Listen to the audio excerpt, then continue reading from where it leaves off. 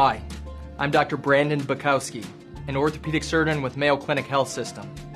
Today, I'm here to answer questions you may have about direct anterior approach hip replacement surgery. A direct anterior hip replacement is unique in that the interval comes through the front. The way we enter the hip is directly from the front.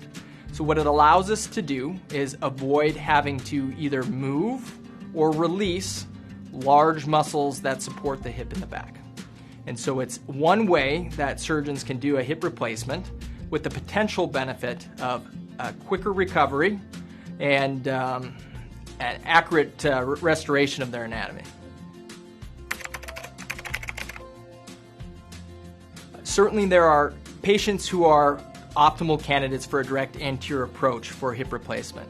But what I tell all of my patients, and one of the benefits of my training and my ability to perform many different approaches to the hips, is the best thing we can do is meet in consultation and talk about what the best approach is for you. So for many people that is a direct anterior approach, but for others it might be a posterior approach. And so I sit down and we talk about why I think a certain approach is better than the next for that particular patient. And again, I feel confident in giving them an honest assessment because I perform many different approaches to the hip.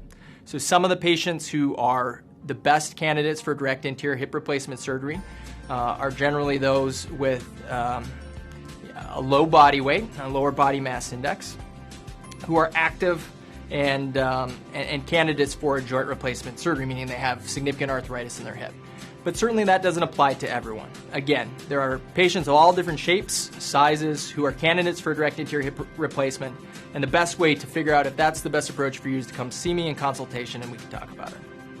To learn more, please click on one of the links on the screen or in the description below.